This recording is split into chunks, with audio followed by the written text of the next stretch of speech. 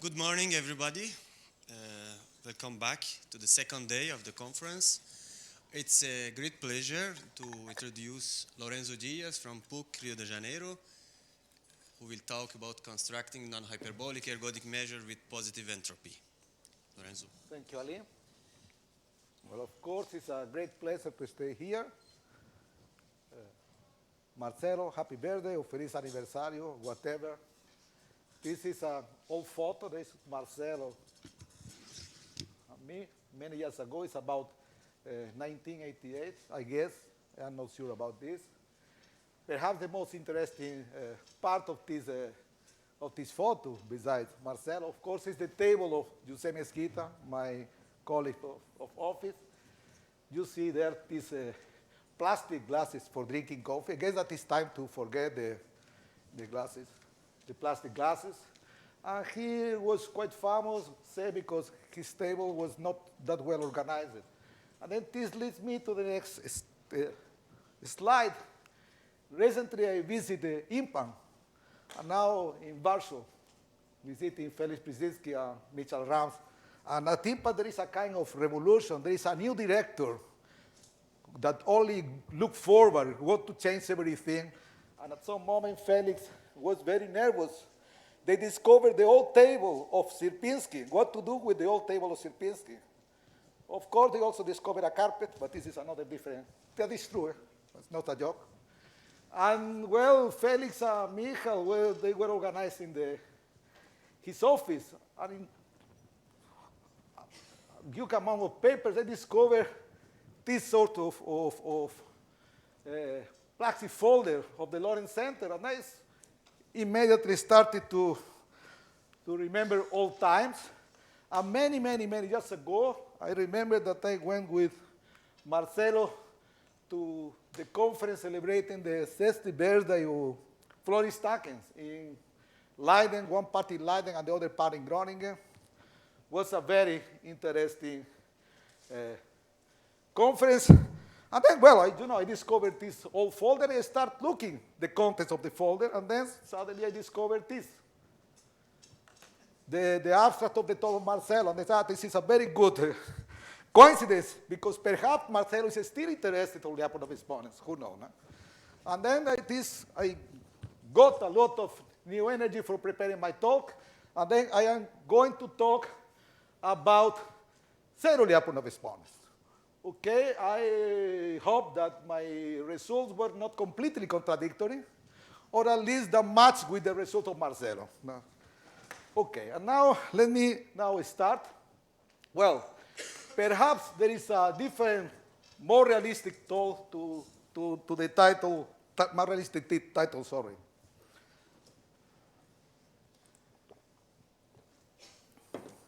That is, well, I am talking about the level 0 set of Lyapunov exponents, and then I will introduce a class of system. I will try to present the results in the simplest context. There are generalizations to other settings. Some of them are more or less direct, others we don't know how to do. And then let me start with the mathematics of my talk.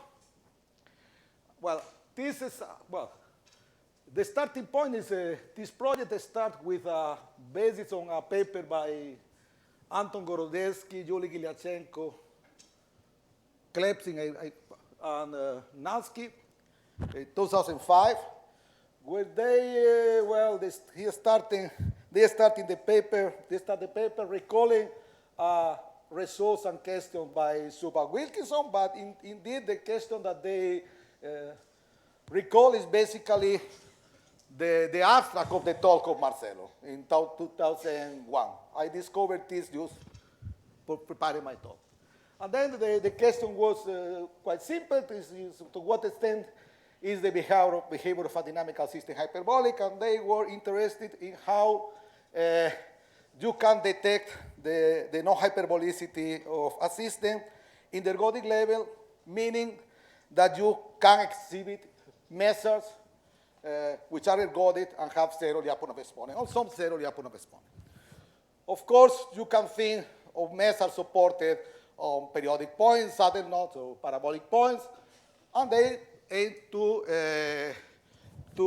present another type of method.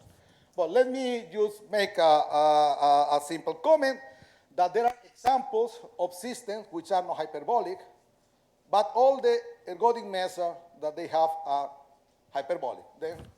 But these sort of systems are very special. In principle, the theory or the claim is that, well, you can say open and densely, generically, you decide your favorite setting, but perhaps the two things are the same, you know, for almost every system. And then starting or based on this work by Gorodetsky and co., I started a project with many people to construct non-hyperbolic ergodic methods to do this for open sets or something like this. Well, but let me now start with recalling the simplest setting. That is exactly the setting introduced by Gorodetsky and co-authors. Sorry, okay. Well, you consider a skew product. You can only take if you go to maps. If you want to have more maps, it's easier.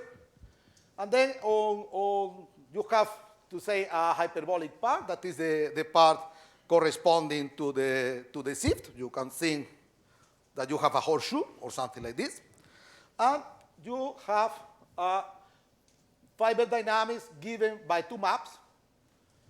And in the example, in the initial example, you can take the things more general. You have a map F naught that has an attracting and a periodic and a repelling point. You have here, my God, this is, no, it's here.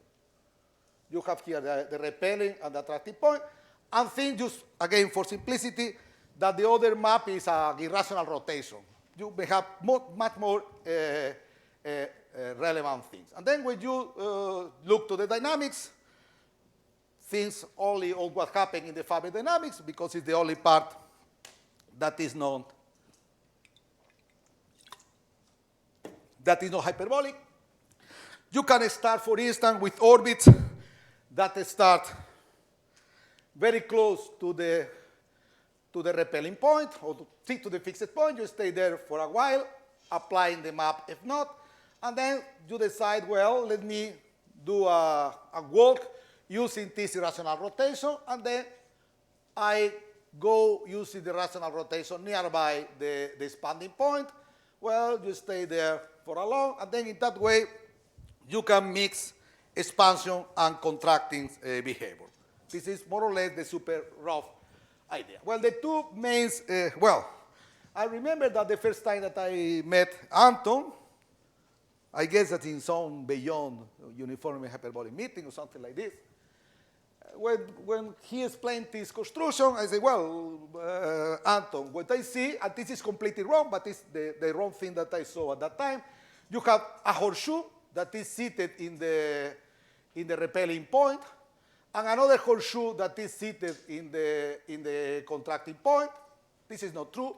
And these two horseshoes interact due to the map F1. It's a kind, you can have a kind of tridimensional cycles that is one of my favorite topics. And then this is more the idea that we have in mind. The model is that you have two horseshoes which are intermingled, to say, and the two key properties in this construction is that you have minimality of the iterated function system generated by the two maps. You have dense orbit in the cycle. Well, you have a rotation, irrational rotation there. And the other thing is that if you look a little more, you can, given some size, you may have a point, every point, have some iterate that is contracting by some fixed number, and you have another iterate that is expanding by a finite number of iterations. This is exactly what happened in the example I explained before. Okay, these are the two key ingredients, and then, well, Gorodetsky and co. prove that under this general hypothesis, they were able to construct non-hyperbolic ergodic measure. Of course, here, hyperbolicity and non-hyperbolicity refer to what happened in the fiber. And this measure have an uncountable support and well, things like this. I will return to this sort of example. But let me just I am not planning to talk about this, but let me say that when we started with Catherine and Michal to study this kind of results, we were not interested on cocycles at all. And well, we submit the paper was rejected, the referee said, well, these are very specific settings, blah, blah, blah, you this sort of negative report that you don't like. And then we said, well, perhaps if we put, we talk about cocycle, that is a very fancy thing, then the paper perhaps must be accepted, and this is what happens.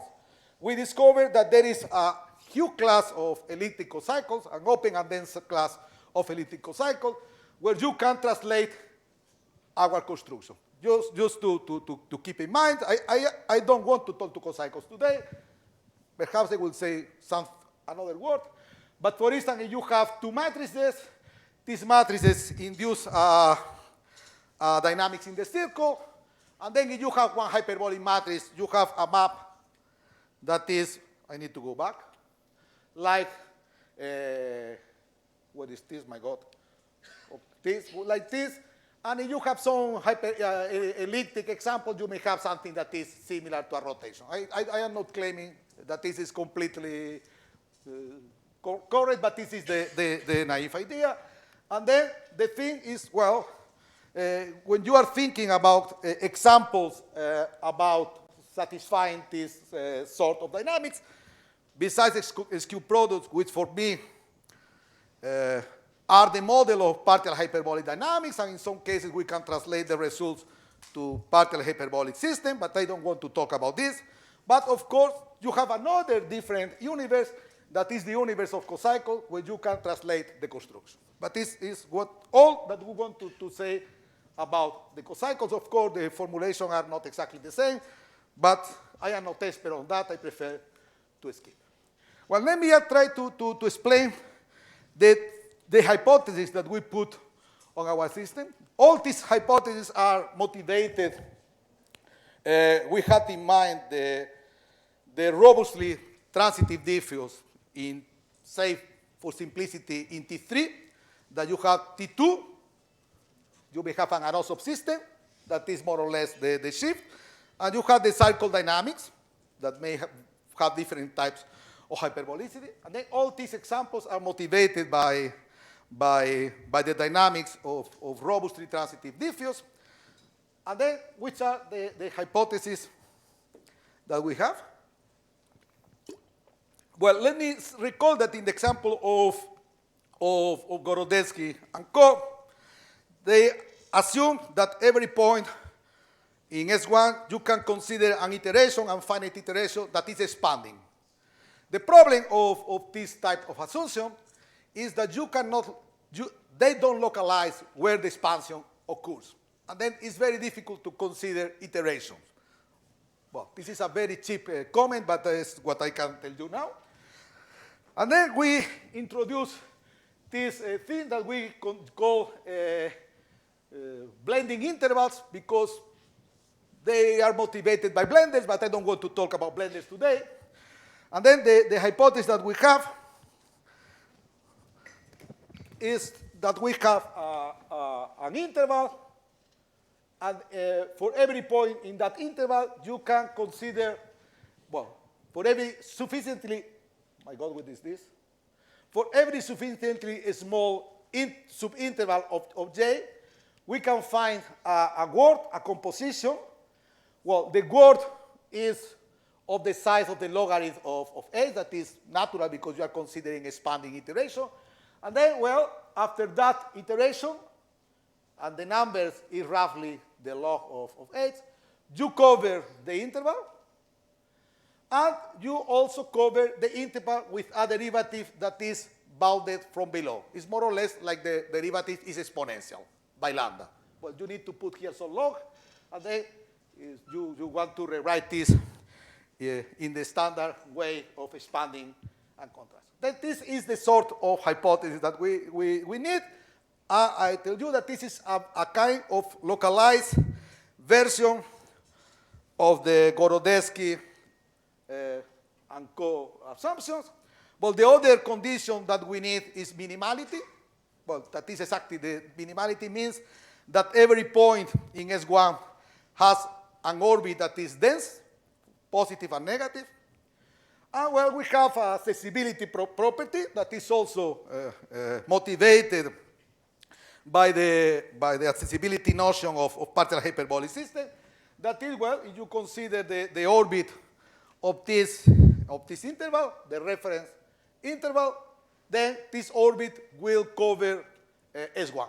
Well, and we have, not that we are interested, this is part of our approach. Our systems are kind of symmetric.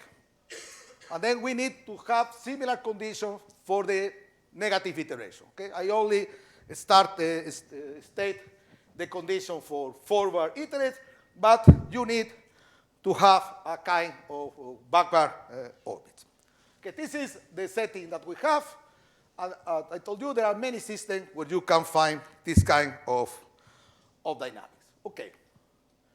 Well, now the thing that we were interested is in the level set of Lyapunov exponents.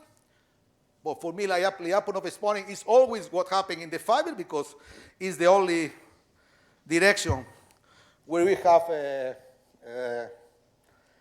derivative, no? And then, well, we look to the points that has given for each alpha. We look to the point that have that exponent alpha. Of course, you have also the regular points that I don't care about, okay? And then, well, you have these levels, and, well, this is something that I learned with the co-authors. You need to develop the thermodynamical formalism of these objects, and then you are interested in things like entropy of the level sets. If you are very brave, you can study the outer dimension, but for the moment, only the entropy. And then, well, when you want to understand the level set of a system, immediately, well, this is a kind of twin brothers. You need to study the space of ergodic measures. Okay, and well, for each ergodic measure, you consider its entropy and its Lyapunov exponent. That in this is very special case because we have a one-dimensional fibers is given by an integral. This is the main characters of my talk. Okay. Well, now we have this sort of figures about the space of measure. We start to study the space of measure, and then, you know, here you have three types of measures. The measure that have negative exponent, negative fiber exponent. For instance, the measure seated on the fixed point, on the contractive fixed point. You have also the measures which have positive expanding, positive Lyapunov exponent, and perhaps you also have some measures which have zero exponent. You don't know if this measure exists in principle. And well, you have here many horseshoes which are fiber contracting, and other horseshoes which are fiber expanding, and all these horseshoes are mixed, okay? And well, so you're just looking at the Lyapunov exponent in the S1 direction, or it's the only one that I can differentiate. Of course, you can consider truly partial hyperbolic system, and then you have one-dimensional center direction. If you try to do this in higher dimensions, good luck, but this is much more. What are you assuming about this? Is no assumptions. But this is, I am describing, but what I have in mind are skew products, are the one that I explained. For the theorems, of course, we need some hypotheses, and the hypotheses are there. This is the kind of system I am considering. Okay, Stefano? Okay. And, well, for this kind of system, well, I say there are a lot of measures. And then something that we prove that this holds in also for partial hyperbolic system, that you have a very nice description of the space of measure. You have, well, this is a figure, okay? So those assumptions, those maps are invertible or non-invertible? Are invertible in S1, yes. Well, I think that if you want to do in the non-invertible case, I'm not questioning. no, but I am answering to, you know, I can also answer to no question, Stefano. No, we don't assume that we assume that the maps are invertible. I don't want to tell you that in the non-invertible case is the same thing, because I know that there are people here that like invertible systems which are quite complicated, and then I prefer to be very cautious and says only for invertible maps, no criticalities. Okay. And then in this case, that is one that I want to explain, is that we have a very nice description of the space of ergodic measures. You have that the measures that have exponents which are positive and the measures that have fiber exponents which are negative glue along the measure that have zero exponent, and every measure here can be approached by measures in entropy and in the work star topology by measures which are hyperbolic of either type. This is recovering Sigmund's results of the 80s or 70s, I don't know, many times ago, about the space of ergodic measure in hyperbolic settings. This is a kind of version of this. This is the space of measure that we have, the description. And then, well, we have... Including the existence, or just if it exists, it can be approximated? I think, okay, yes, then I guess that I need to prove to... Part of the theory, I am going very slow, but it's okay. Part of the result is that you have this part here is not empty and big. But I need some time to explain this, okay? Okay. Let me now recover my... I forgot everything. Sorry. No, just continue asking, Stefan. It's very good that somebody in the audience bother you. Don't worry. Well, no, I am telling you that now, under the assumption that we have that this part is not empty, this is trivial, this part is not empty, and the important part is that this part is also not empty, and I will tell you something else. Okay, well, when you study the level set of Lyapunov exponents, the super vague idea is to say, well, you know, the positive exponents, the behavior is like the hyperbolic ones, as in some sense is true. The negative exponent, well, is the same thing. And then the very complicated thing is to get variational principles for the level 0. In one direction we have an inequality that is bound work, but the problem is that you want to get this kind of equalities of subs. Well, you want, my God, you want to get this sort of equalities, variational principle for the 0 level. Well, with Michal and Katrin, we started, we complete this program, and the result that we prove is this one. For this, the kind of system I explained to you, you have this McDonald figure that is that the entropy of the level set is continuous, is a continuous map. To prove this for the positive side is relatively easy. To prove for the negative part is exactly the same. And the interesting and important part is that the two curves, the blue and let me use this, the blue and the red glue nicely in the 0 level, okay? And well, there is a result with Jairo Bocchi and Christian Bonatti, where we prove, well, it's not exactly the same, but it's a sort of consequence that this number here is strictly positive. Is that a unique measure?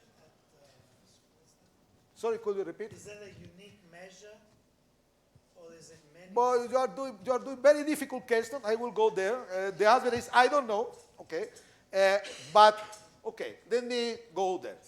The focus now is the zero level. Okay, well we have this figure. The figure is symmetric, but the figure is not symmetric. Okay, in some cases it's symmetric, but also we don't know is the entropy of the zero level is less than the maximum entropy. You can ask the chairman for more information about this, and also Jagan is here, but we don't know. In some cases, yes, in other cases, not. And then the thing that we prove with Katrin Gelfer and Michael Rams is that we get a variational principle for the zero level set.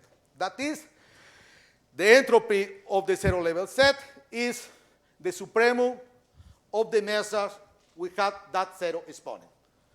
And then, going to the question of Stefano, we don't know if there is a measure that attains that supremum. I guess that this is a very difficult program. At least, I don't know if there exists even a measure. Or if it's not even, it might be a set of well, you have that the set of measures. positive entropy, but not. No. You have the thing that I am telling you is you know this number. Sorry, you know the my God. You got the entropy of the zero level set. That is positive. We know this. This is in particular part of the result with Jairo and Christian, and we prove that there are no hyperbolic measures with entropy as close as you want to the entropy of the zero level set. But we don't know if there are some measures with that entropy. Okay? I guess that this is a very difficult question, at least for me. Okay. Well, now there is something that recently we invite Pablo Carrasco to give a talk in an informal seminar.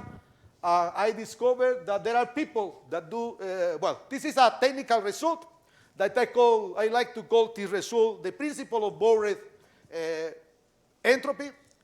That means if you have a set with positive Lyapunov exponent, you can use this set to get something with negative exponent. Use this set to go to the other side. Of course, if you have a set, your set is very far from zero, when you carry entropy from the positive side to the negative side, you are losing entropy. And then here there is a precise formula of the amount of entropy that you lost when you translate entropy from one side to the other side. And the very good view, that is the core of all the construction, is that, well, you have here a small epsilon. You know, small epsilon, we don't care about the small epsilon. But we have that the amount of entropy that you lose in the process is proportional to the Lyapunov exponent. That is something that is quite natural, because if you have, say, exponent log 2, if you want to get to something that is negative, you need to translate a lot of sets, and in this process you will lose a lot of entropy. This is a kind of principle that I think that there are other principles in the same spirit. Okay, now I am very late. That is the program of my talk. After 30 minutes, I can explain you what is the program of my talk. Okay. Then I need to review the construction of Gorodetsky and Co. That I will do a small parenthesis, and then I will try in the last 5 minutes to explain something about our construction. Because, you know, now I am interested not in the theorem. Of course, I'm interested in the theorem, but I am much more interested in how to construct sets with zero exponent and high entropy.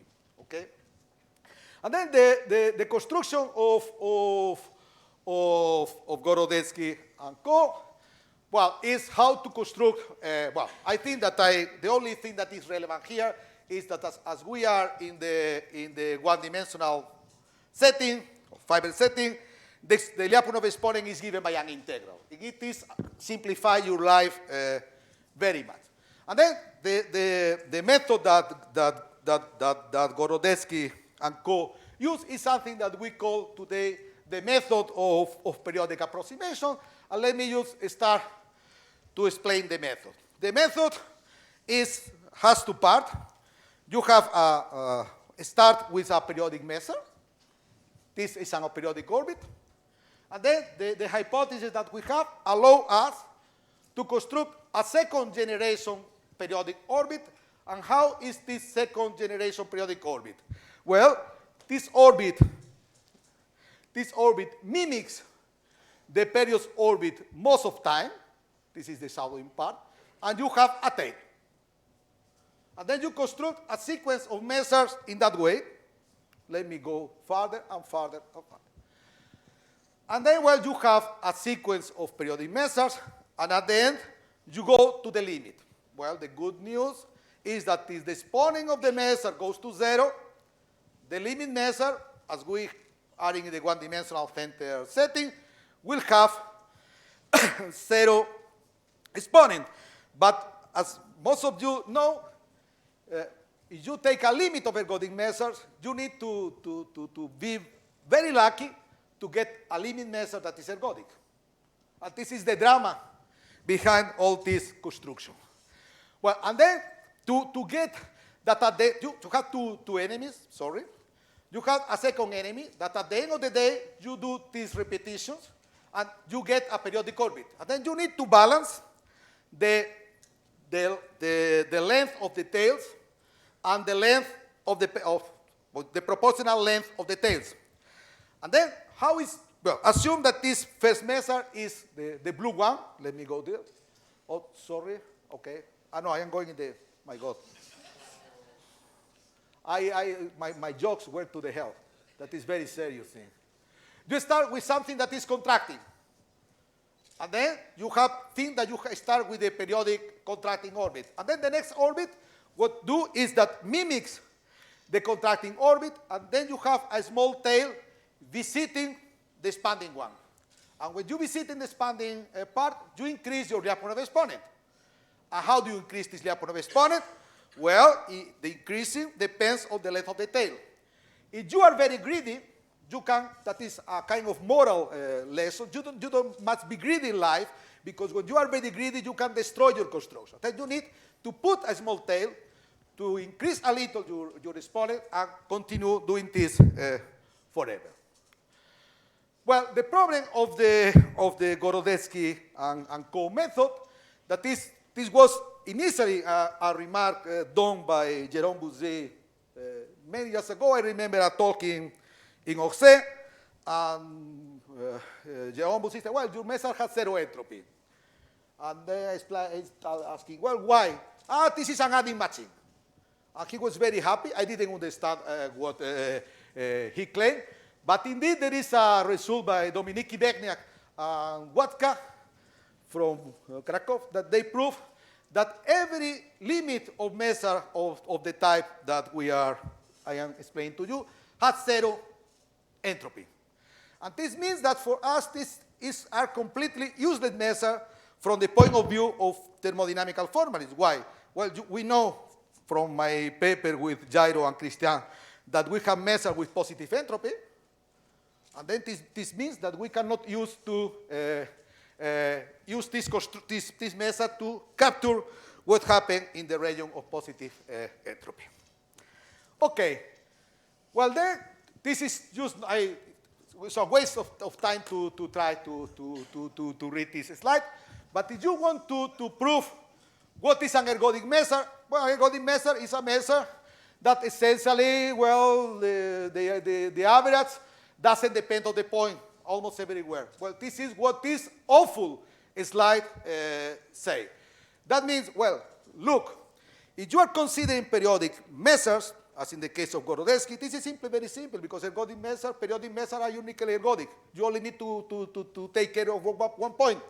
But if you consider more sophisticated, more complex measures, you have a lot of points you need to care, and then to control that a sequence of measures converge to an ergodic one is really a headache, because you need to a lot of computation, and these are the simple computation. And then we discover, well, this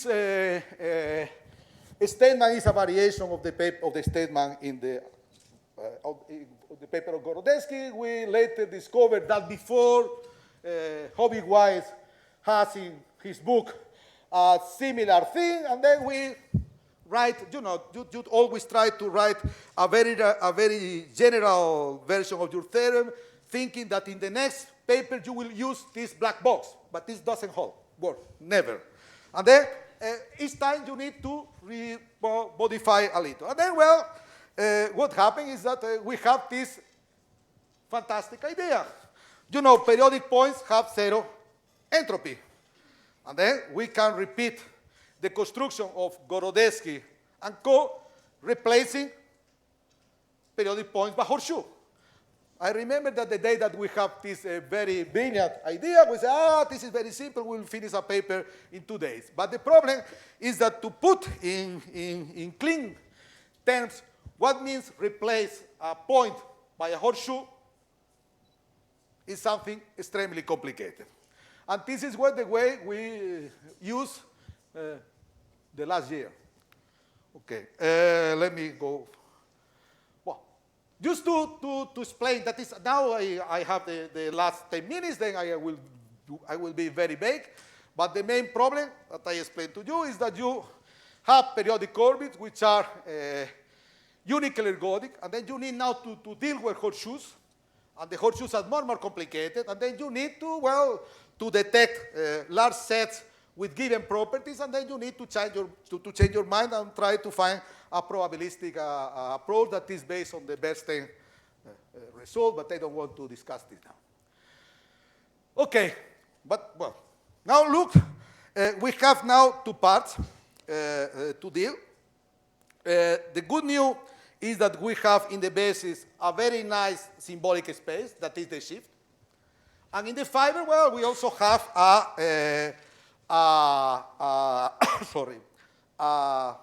IFS. And then, the thing that our construction is something, that is, I told you, we need to avoid periodic approximations. We need to do another kind of periodic approximation, because if we repeat the periodic approximation, we will get measured with zero entropy. And then, let me state this theorem that is simple to explain. You have here a collection of words in the cipher to symbols, a concatenation or finite concatenation of 0 and 1. And for each word in that alphabet, you consider the corresponding concatenation. This is the typical cylinder notation, okay? And then we say that a family of words defines a contracting iterative function system with some quantifiers. Not that we need to deal with quantifiers, because we need to control Lyapunov exponents and entropy. And in each step, you need to take care of how much entropy you are losing or gaining, and how much exponent are you losing or gaining. Unfortunately, the results need to be technical. Okay? And then you have an interval, J, that has is not the blending interval that I explained. That is mapped inside it for every word. You have the second condition is a hyperbolicity condition, a uniform contraction condition. And the second is, that you know that the finite time Lyapunov exponents are contracted, are controlled. You don't need to worry very much about this, because if you look to a horseshoe, you know that you can construct two horseshoes where you have exactly the points have the behavior that you have. And then, once you have a contracting iterative function system, you can construct a horseshoe. Let me now to explain this figure. What we do, we take a measure, but with exponent alpha, that probably is an exponent close to 0, exponent alpha. And then you associate it to that measure, you use Brin-Katok, and you have a bunch of orbits where you can control the exponent along that orbit, or you also do the estimates to know the cardinality of this set. Okay, sorry, I am very, okay, and then these here are these finite orbits that we gain from Brinkatov theory. But now we have the hypothesis that we have minimality, accessibility, and this expanded control. And that means that for each orbit, I can go forward to the blending interval. And then all these orbits, you go backward to the blending interval. And you also can go forward back to the blending interval. Well, and then once you are in the blending interval, you can decide to do the repetitions using the control expanding properties to get this kind of properties. Well, this is always a drama because I like more expanding system. My co-authors prefer contracting system, and I explain everything to you to get an interval that goes inside the set. Okay, but this is what happened with this construction. Well, you have now. Let me go back a second. I will finish in 5 minutes. I don't like to overtime. Then you want to construct the measure, and then you start with a measure that has a given exponent. You get a collection of points given by ergodic theory, and construct this iterated function system. This is something that is a mixture. You have a part that is symbolic, that is the alphabet, and the composition of the words, and you have another thing that is the fiber dynamics. Well, now this is the first black box that we have. You do well, of course. What I will do is to replace a periodic orbit by a system like this. This is the first iteration. But now, what is the second step of the construction? Once you have a horseshoe, a periodic point, you need to construct another horseshoe that mimics the first horseshoe and have a tail. And this is what we do in the next slide.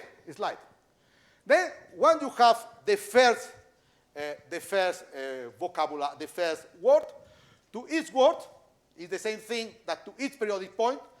You need to define, words that maybe not periodic, okay? Well, word is a word. You need to associate a tail. That is the small word that you do in the ambient space. And then that means that for each word, you can construct, associate something that we call a tail, exactly, so that now you consider a new contracting iterate function system. Now you start to replace the first block of box by another block of box, which are the concatenation and the tails. And you have a new iterated function system. And then you can repeat. Well, you need to prove that the new iterated function system is also a contracting iterated function system. But this is more or less the way we proceed. And again, we need to control the tails, the size of the tails, because again, we use in this case the tails to increase a little the exponent.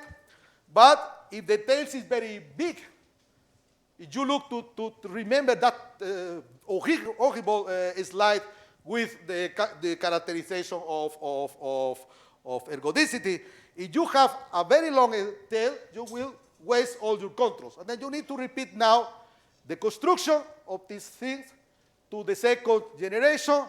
And then I will finish now. Well, there are another slides, but I don't have time to talk about this.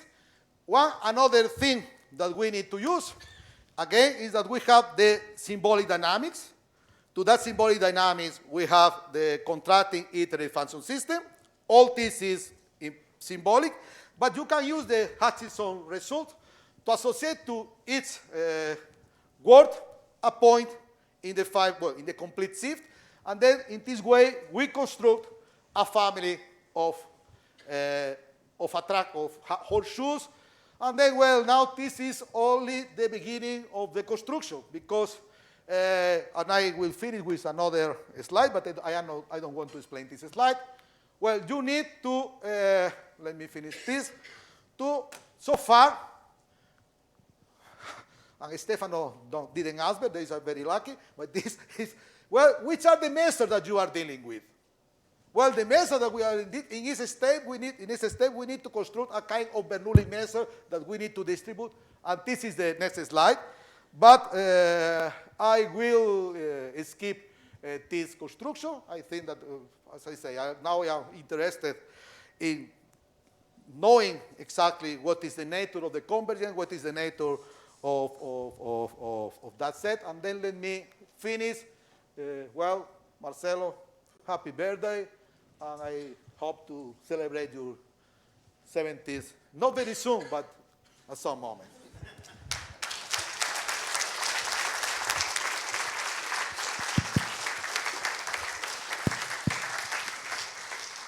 Thank you very much, Lorenzo. Any comments or questions?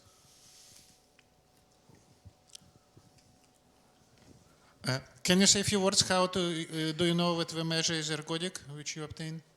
No, the limit measure is ergodic. Yeah. Why? Why? Because, we repeat all the process we need to, once.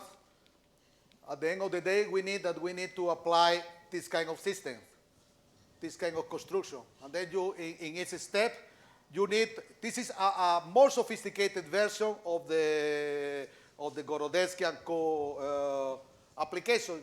In each step, you need to do an unknown calculation. But perhaps if you are, you can also look to this kind of constructions from another point of view. That is that you have a limit of well, you have a space, metric space. Let me try to explain this. You can restate all this using the F-bar metric, and then you discover that all these constructions are limited in the appropriate topology, and then you can interpret this as there are metrics in the space of topology that guarantee that the limit is ergodic, and also you cannot lose or you cannot jump the entropy. But this is then you need to do this kind of construction. That is all our construction is done having in mind how to use this theorem. But you need to do the calculation. I don't know if my answer is very convincing for you, but it's not,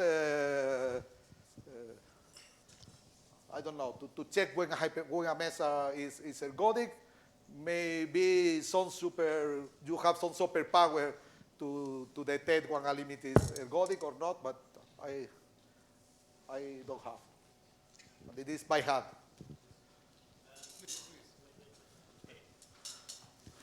Is this criterion for ergodicity the reason that you are assuming the invertible map, or there are other reasons?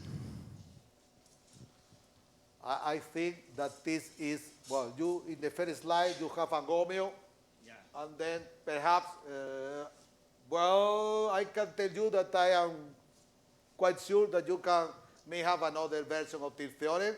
But in the first line, there is something that tells me pay attention because you have an gomeo. I am not completely sure if for invertible maps. For non-invertible maps, you have something like this. Well, perhaps with some hypothesis, but honestly, I don't know.